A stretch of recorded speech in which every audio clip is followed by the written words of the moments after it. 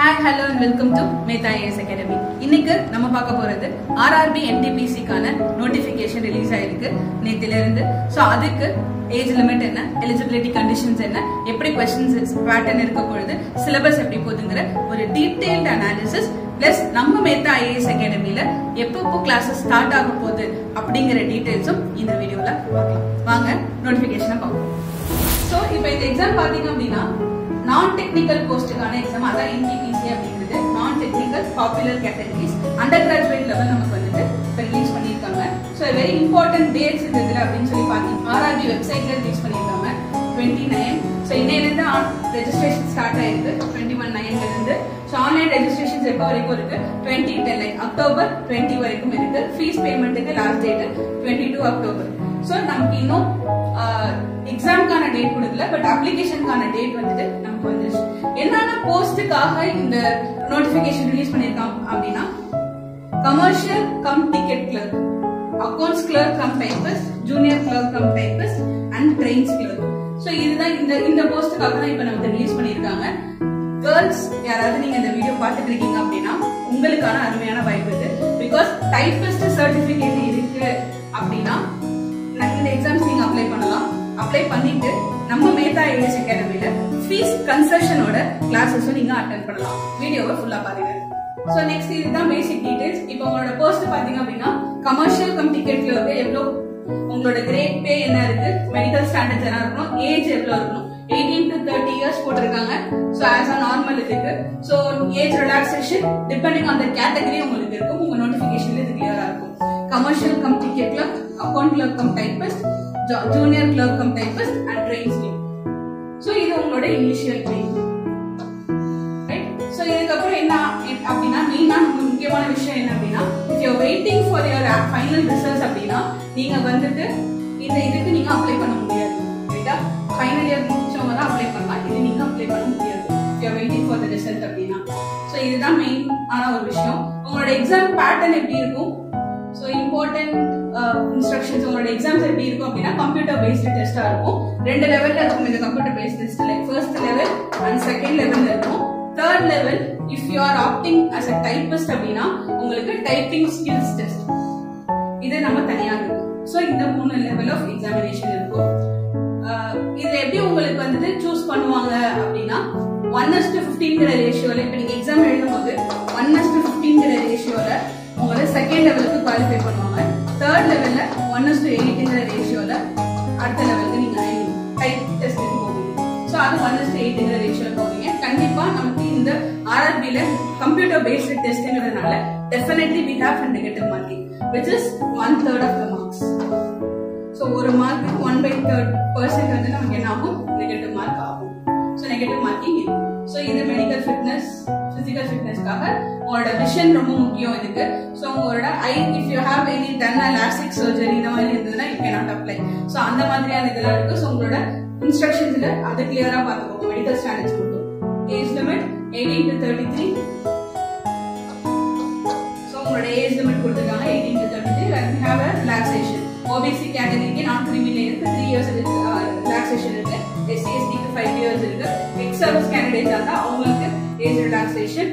So இது எல்லாமே. So இந்த ரெக்ரூட்மென்ட் process எப்படி இருக்கும் அப்படினா இதுதான் ஃபர்ஸ்ட் ஸ்டேஜ். இதுதான் நமக்கு ரொம்ப முக்கியம். First stage of computer based test. ரைட்டா? சோ இந்த first stage of computer based டெஸ்ட்ல ஃபர்ஸ்ட் லெவல்ல என்னன்னா எக்ஸாம் டியூரேஷன் வந்துட்டு 90 minutes which is 1.5 hours. இதுல வந்துட்டு நமக்கு 40 general awareness question, 30 maths which is aptitude question, 30 general intelligence and reasoning. So totally 100 questions.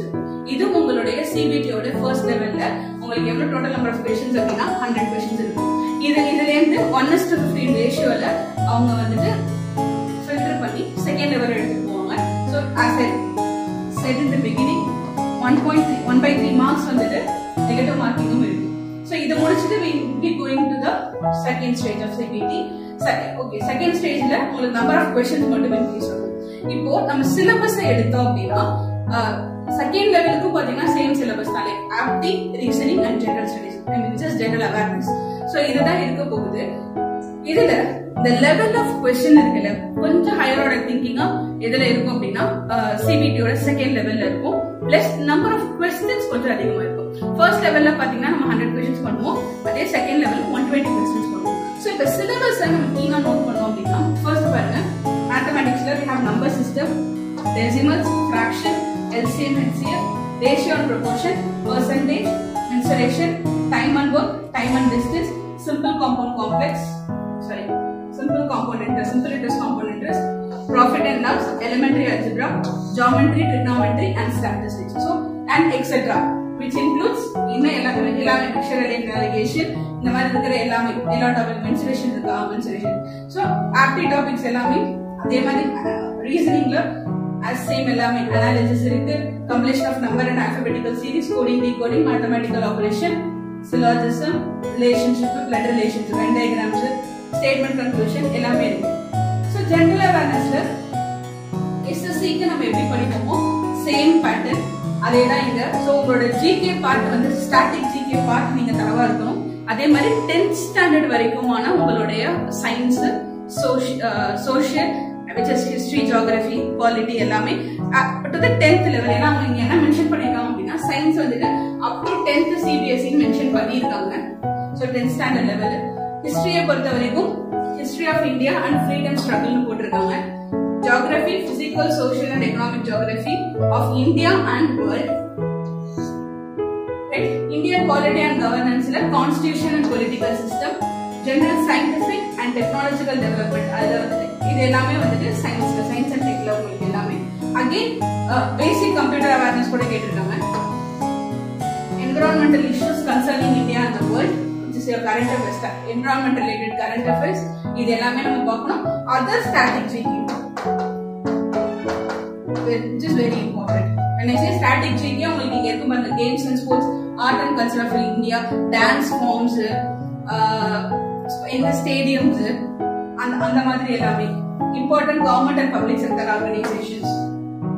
So இது எல்லாமே நம்ம தெரிஞ்சுக்கணும்.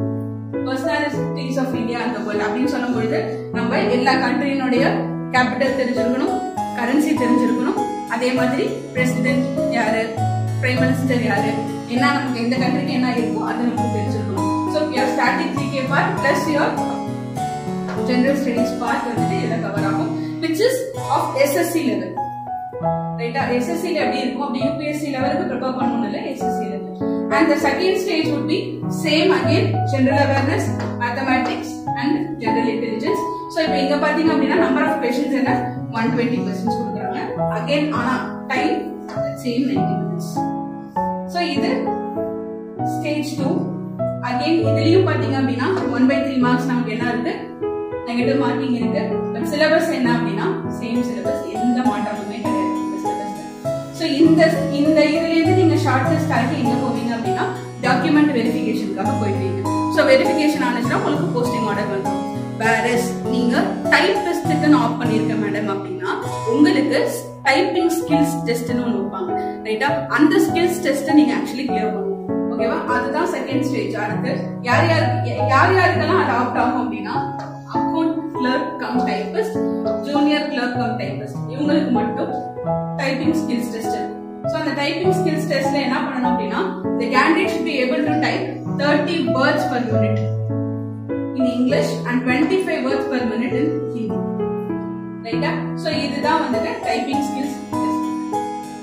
சோ அகைன் இதுக்கு அடுத்து நமக்கு என்ன ப்ரொசீஜர், டாக்குமெண்ட் வெரிஃபிகேஷன் தான் ப்ரொசீஜர். அந்த லெவலே நம்ம கிளியர் பண்ணிட்டோம் அப்படின்னா அடுத்து உங்களோட போஸ்டிங் ஆர்டர் என்னங்கிறது வந்துடும். சோ இதுதான் இதுல வந்துட்டு இந்த டைப்பிஸ்டுக்கு நான் சர்டிபிகேட்ஸ் வச்சிருக்கிறேன் அப்படிங்கிறவங்க, டைப்பிங் முடிச்சிருக்கிறவங்க கேன் கோ ஃபார் இந்த போஸ்டிங்க்கு போகலாம். அண்ட் ஃபார் கேர்ள்ஸ் அப்ளை பண்ணும்போது accounts clerk cum typist, junior clerk cum typist, commercial cum ticket clerk, இந்த மாதிரியான போஸ்ட்டுக்கெல்லாம் நீங்க அப்ளை பண்ணும் பொழுது உங்களுக்கு ஈஸியா போகிறதுக்குமான வாய்ப்பு இருக்கும். பிகாஸ் நம்பர் ஆஃப் கேண்டிடேட்ஸ் வந்துட்டு கம்மியா இருப்பாங்க. நம்பர் 2, நம்ம மேத்தா ஐஏஎஸ் அகாடமில கேர்ள்ஸ் ஸ்டூடெண்ட்ஸுக்கு ஒரு ஃபீ கன்செஷன் கொடுத்து ரயில்வேஸ்க்கான பேட்ச் செப்டம்பர் 29 ஸ்டார்ட் ஆகுது. ஸோ விருப்பம் இருக்கிறவங்க கீழே இருக்க நம்பருக்கு கால் பண்ணி உங்களோட டீடைல்ஸை நீங்க தெளிவாக கேட்டுக்கோங்க. இன்ஸ்டிடியூட் வந்து பாத்தீங்க அப்படின்னா உங்களுக்கு ஒரு idea. Thank you so much for வாட்சிங் this video. See you next.